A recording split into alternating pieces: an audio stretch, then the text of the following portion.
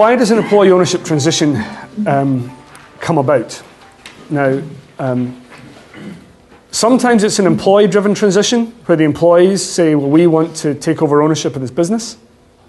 But more often it's actually an owner-driven transition where the owner's thinking about succession and they're thinking, right, I've got a certain vision as to where I want this company to go when I'm no longer the owner, so I want to do something about that. Or it's a sort of hybrid, where maybe the owner has the vision, but it's the employees that drive it, or maybe, in fact, it was an advisor who triggered the discussion that made the owner think about the transition. But the origin of the transition can affect the structure that it takes, because if it's the owner's vision, the owner or the owners at the start, they own 100% of the business, they can, to an extent, dictate exactly what it looks like. And you can have quite owner-controlled transitions. And I would say that the majority of the ones we work on, the owners have a significant role in what's going on. But if the employees are driving it, particularly if the employees are putting in cash, then you often find that the employees are actually in more of a driving seat, because there's maybe more of a commercial negotiation taking place between an owner and an employee group who are if we're going to put money in, we want perhaps more of an arm's length commercial terms transaction. But the advisors have a big role in it in terms of where the idea comes from, whether it's how the parties become aware of it in the first place. We've certainly had transactions come to us because, you know, my accountant mentioned that they were at a seminar a couple of years ago on employee ownership, and that sounds like the kind of thing I might be interested in. Cooperative Development Scotland has a huge role in Scotland.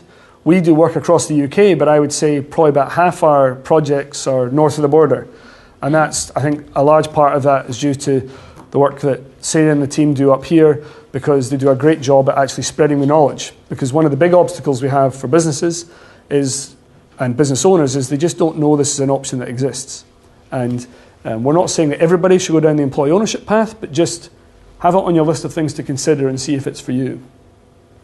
But there's also a big role for the sector, especially as the sector continues to grow, because one thing you find is that the sector is incredibly supportive of other businesses thinking about going down that path themselves. And one thing that owners and employees and organisations thinking about going through one of these transactions find very powerful is actually talking to other businesses that have gone through it.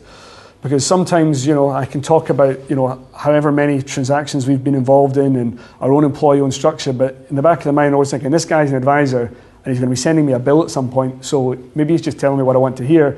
But actually, if they go and speak to other organisations, and their doors are surprisingly open for this, that it really helps get people comfortable. And it's not a panacea. There can be challenges to face when you're going through any ownership transition, whether it's employee ownership, management buyout, or the like. But being able to hear it from someone who's maybe been through it in another organisation can be very powerful. And it's that you get a lot of people in this sector who are very comfortable with providing that support on just, you know, come down, spend a day in the factory, in the office, speak to some people, or some businesses I do almost like day-long workshops I've seen where they'll actually get people in and take them through a whole structured day to say, this is how we do it here.